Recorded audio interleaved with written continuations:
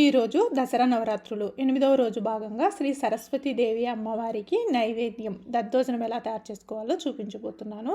ముందుగా నేను ఇక్కడ 1 గ్లాస్ రైస్ని ఉడికించి పెట్టాను. రైస్ వేడిగా ఉన్నప్పుడే ఇలా మెత్తగా మెదిపేసుకోవాలి. ఇప్పుడు ఇందులోకి 2 గ్లాసుల వేడిగా ఉన్న పాలు కానీ లేదంటే గోరువెచ్చగా ఉన్న పాలైనా వేసుకోండి. ఇలా వేసుకొని అన్నాన్ని ఎక్కడ ఉండలు లేకుండా మంచిగా కలిపేసుకోవాలి. ఇప్పుడు ఈ అన్నము పూర్తిగా చల్లారాలండి, లేదంటే పెరుగు వేస్తే విరిగిపోతుంది. ఇప్పుడు ఇందులోకి పూర్తిగా చల్లారిన తర్వాత ఇందులోకి ఏ గ్లాస్తో అయితే రైస్ తీసుకున్నామో అదే గ్లాస్ తోటి 2 గ్లాసుల వరకు పెరుగు వేసుకొని రుచికి తగువైనంత సాల్ట్ వేసుకొని మంచిగా ఈ అన్నాన్ని కలిపేసుకోవాలి. ఇలా కలిపేసుకొని ఇప్పుడు ఇందులోకి పోపును రెడీ చేసుకుందాము.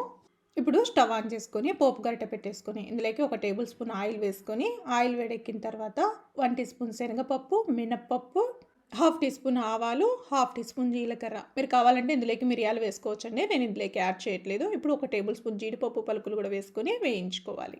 ఇప్పుడు ఇందులోకి 2 పచ్చిమిర్చిని సన్నగా కట్ చేసుకొని వేయించుకోవాలి.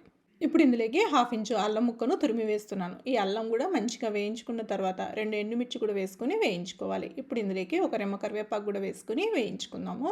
ఇప్పుడు చివరిగా ఇందులోకి స్టవ్ ఆఫ్ చేసుకొని ఇందులోకి 1/2 టీ స్పూన్ కన్నా తక్కువగా ఇంగువ వేసుకొని ఒకసారి కలిపేసుకొని ఇప్పుడు దద్దోజనంలోకి సన్నగా కట్ చేసి పెట్టుకున్న కొత్తిమీర అలాగే వేయించుకున్నటువంటి పోపును వేసేసుకొని ఒకసారి బాగా కలిపేసుకుంటే దద్దోజనం అయితే రెడీ.